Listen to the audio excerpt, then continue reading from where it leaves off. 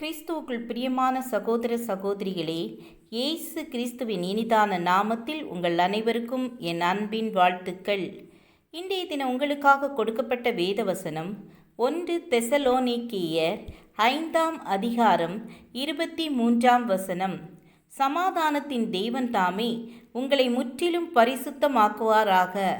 உங்கள் ஆவி, ஆத்துமா, சரீரம் முழுவதும் நம்முடைய கர்த்தராகிய இயேசு கிறிஸ்து வரும்போது குற்றமற்றதாயிருக்கும்படி காக்கப்படுவதாக. நம்முடைய தேவன் சகல நன்மைகளையும் சம்பூரணமாய் கொடுக்கிற தேவன்.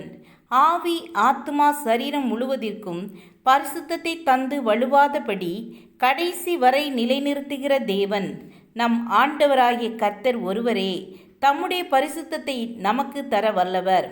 இந்த பூமியிலே நம்மை குறித்து தேவனுடைய நோக்கம் என்ன? ஆம், நம்மை முற்றிலும் பரிசுத்தமாக்குவதே அவருடைய நோக்கம். இயேசு கிறிஸ்து வரும்போது நம்மை மாசற்றவர்களாய் நிலைநிறுத்தவே அவர் விரும்புகிறார். அதற்காகவே கர்த்தர் பரிசுத்த ஆவியானவரை நமக்கு தந்திருக்கிறார். அவர் செய்கிற முதல் காரியம் பாவத்தின் வல்லமையிலிருந்தும் அக்கிரம பழக்க வழக்கங்களில் இருந்தும் பாவியான மனுஷனை விடுவிக்கிறார். அன்று பேதுரு பிரசங்கம் பண்ணின போது பரிசுத்த ஆவியானவர் வசனத்தை கேட்ட ஒவ்வொருவருடைய உள்ளத்திலும் கிரியை செய்தபோது அவர்கள் பாவத்தை குறித்து உணர்த்தப்பட்டார்கள்.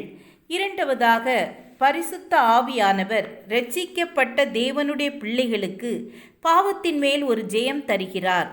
பரிசுத்த ஆவி உங்களிடத்தில் வரும்போது நீங்கள் பலனடைவீர்கள் என்று அவர் வாக்குத்தத்தம் பண்ணுகிறார். ஆகவே பரிசுத்த ஆவியினுடைய பலத்தின் வல்லமையினாலே தோல்விகளை ஜெயமாக்குகிறோம், தடைகளை தகர்த்து எறிகிறோம். மூன்றாவதாக, பரிசுத்த ஆவியானவர் நம்முடைய வாழ்க்கையிலே வல்லமையை கொண்டு வருகிறார். ஊழியம் செய்வதற்கான வல்லமையை நமக்கு கொடுக்கிறார். சத்துருடைய கைகளிலிருந்து ஆத்துமாக்களை விடுவிக்கும் வல்லமை கிடைக்கிறது. பாதாளத்தின் வாசல்களை நொறுங்கடித்து சபைகளை ஸ்தாபிக்கிற வல்லமை கிடைக்கிறது. பாதாளத்தின் வாசல்களை நொறுங்கடித்து சபைகளை ஸ்தாபிக்கிற வல்லமை நமக்கு கிடைக்கிறது. ஜனங்களுக்கு நன்மை செய்யும்படியான வல்லமையும் கிருபையும் கிடைக்கிறது. நான்காவதாக, பரிசுத்த ஆவியானவர் நமக்குள் வாசம் பண்ணி தெய்வீக சுவாபத்தை நமக்குள் கொண்டு வந்து நம்மை பரிசுத்தத்திலே பூரணப்படுத்துகிறார். ஜெபம் செய்வோம். கிருபையும் இரக்கம் நிறைந்த கர்த்தாவே, எங்களை உம்முடைய இரத்தத்தால் கழுவி சுத்திகரிங்க. பரிசுத்த ஆவியின் அபிஷேகத்தினால் நிரப்புங்க, வழி நடத்துங்க. இயேசுவின் நாமத்தில் பிதாவே, ஆமேன், ஆமேன். God bless you.